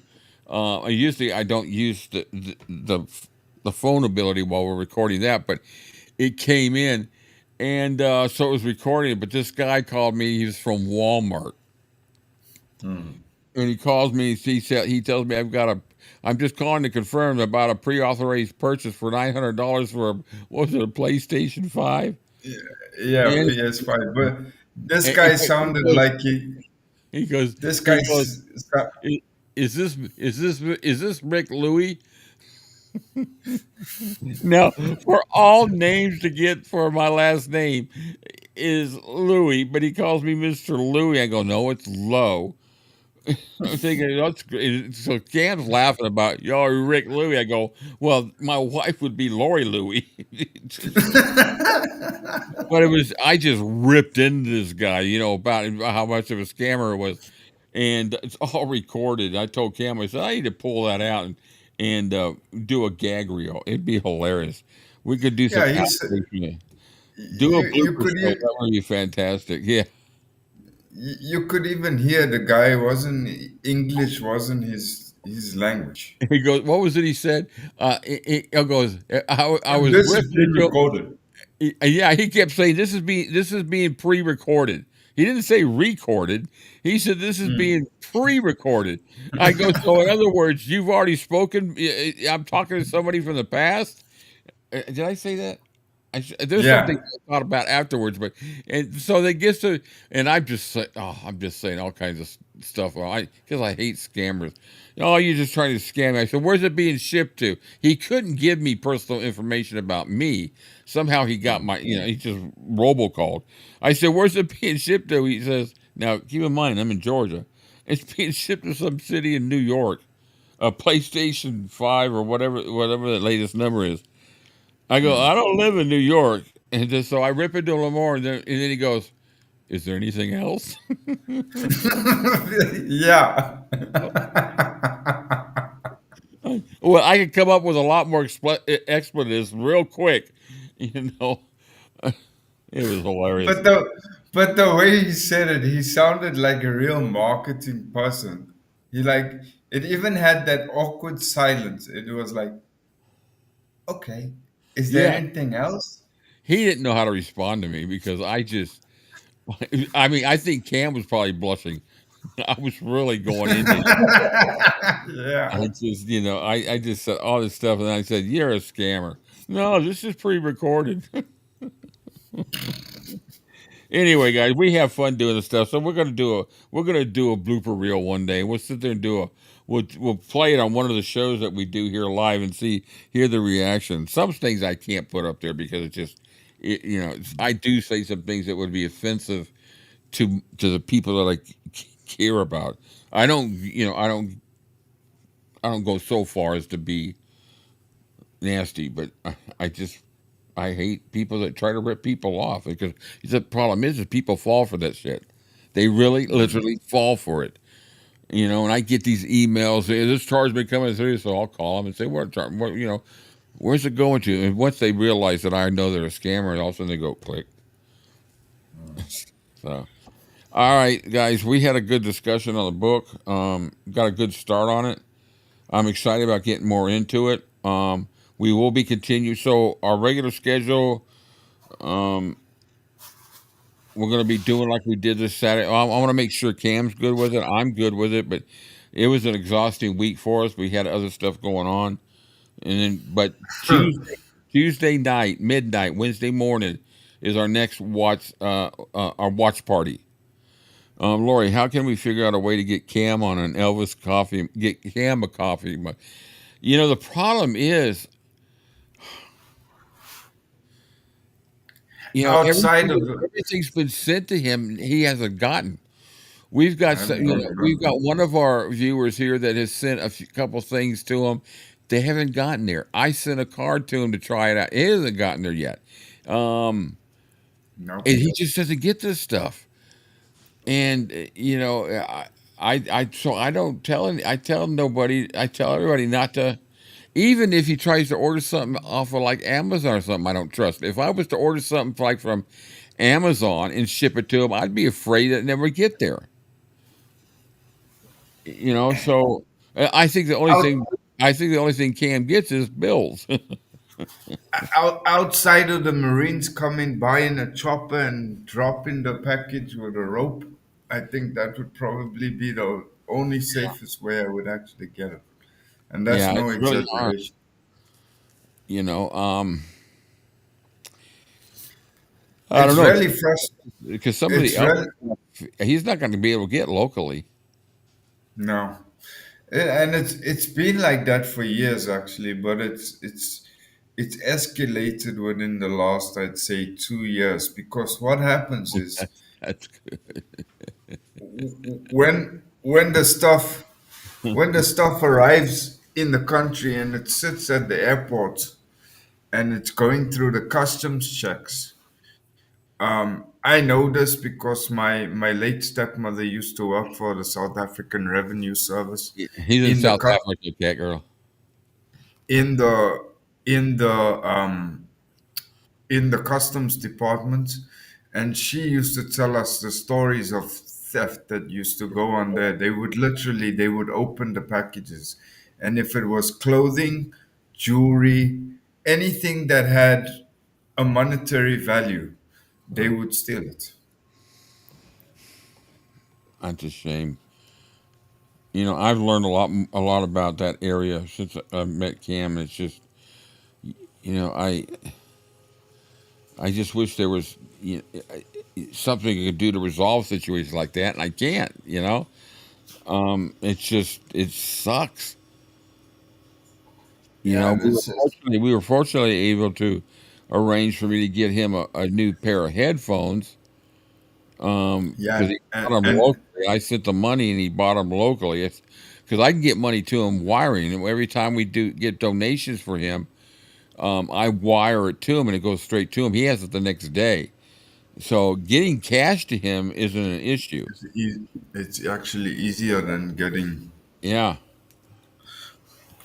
And I mean, even finding a supplier for the headphones was difficult. I mean, how long was I busy with that? Did you see that comment by Satin?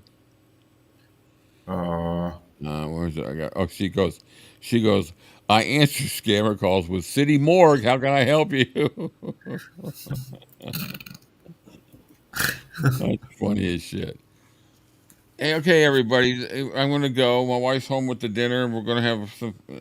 Get a Father's Day dinner, and I had fun today. It was a nice day. Nice, positive. I like keeping this rolling. So on Tuesday, real quick. On Tuesday, we have. Lesley said it's a really good documentary. Elvis: The Beginning, the story of Elvis' first tour, 1954. Now, this is Tuesday at midnight. It's actually Wednesday morning. Midnight is Wednesday morning. Tuesday night for the working towards the Pacific, working west. So, and then in the UK, it's obviously going to be towards the morning hours. Now, on Saturday, that's the only thing we do during the week. Now on as for now, but on Saturday, we decided we started a book chat at 11 o'clock on Saturday mornings, and then we do the premiere of our next episode of Inside the Studio, and then we do a watch party at 5 o'clock. And we've had some great discussions. We've got some great feedback. One person sent me I read it earlier, sent me a very nice comment, and everybody seems to do that. I'm not perfect, and I just do. I just have fun. I don't know everything. I don't claim to know everything. I'm learning just as much as anybody else, and recalling things that I've forgotten about, or being corrected about things, and that's what I enjoy. But this is an open discussion. If we trail off and we start talking, it's like one day, the other day, we turned into a cooking show. We were talking about, meals and Yeah, stuff like that, and I love it. That's what we got. You guys are building a relationship, and that's what Elvis is all about. Um, I've yeah, I keep saying that I'm going to do this, but Cam and I did.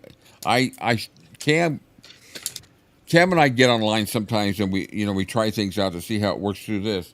And I've finally gotten it to where I'm able to tie my guitar and my vocals all into this, and so I really want to just start throwing out little sections of songs that I can just play. And some of it we might should not. have. Some of it might be We just music I grew up with. A lot of it will be Elvis, but like the other day, what I was doing, I was doing Bob Dylan, I was doing Mellencamp, Yeah, I did Elvis, I did, and so just do like a verse and a chorus of each song. I don't want to be playing whole songs. I just want to have fun. I finally got the echo set up for my voice. So it's actually I need to tweak that. That sounded kind of tinny, but anyway, that's we should do one of those. Just we should do just a shoot the shit live. Just come on and start talking about whatever pops into your head and see where it goes. Yeah, Tracy, I've seen that. That's really good. That's a really good documentary. It covers rock and roll, and of course, it covers a lot on Elvis too. BBC's got some great documentaries. I've got three documentaries, but they're in a foreign language, so I can't understand them. But one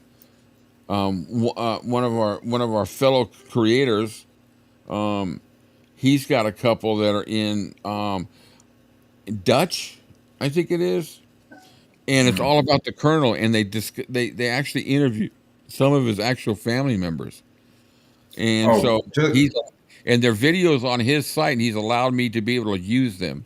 So they're like almost a half an hour each. So I'm going to get them. I'm going to put them together, and we're going to have one of the watch parties where we watch both of those. It'll be really interesting.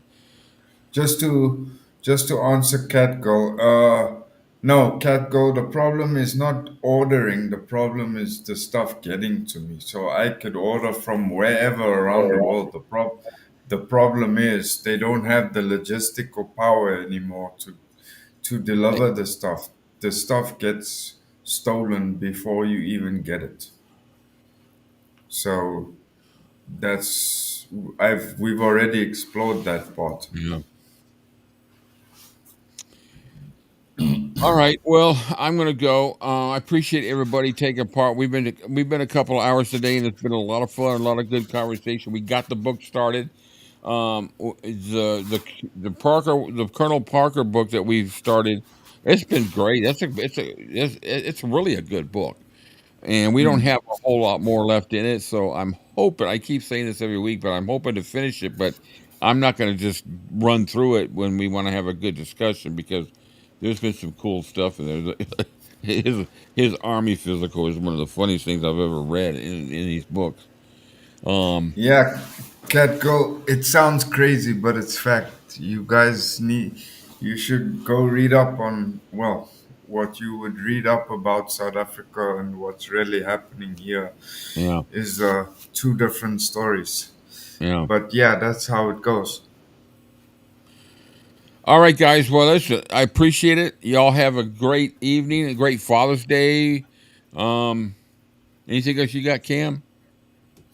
No, besides my regular every week, my regular thanks and all those kind of things. Uh, hope everyone has an awesome week. And hey, I made it. And I feel more awake now than I did at the beginning. We need to Yeah, start doing the show in reverse. in reverse.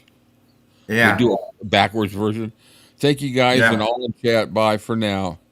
Banjo Paul, there we go. And you guys, thank you so much. All right, everybody, thank you. Always a pleasure, guys. Very much a pleasure. And we'll see you Tuesday night. Join our WhatsApp if you can. Notifications, but I still send them other ways too. Adios. Till we meet again. Peace out. Thank you, everyone.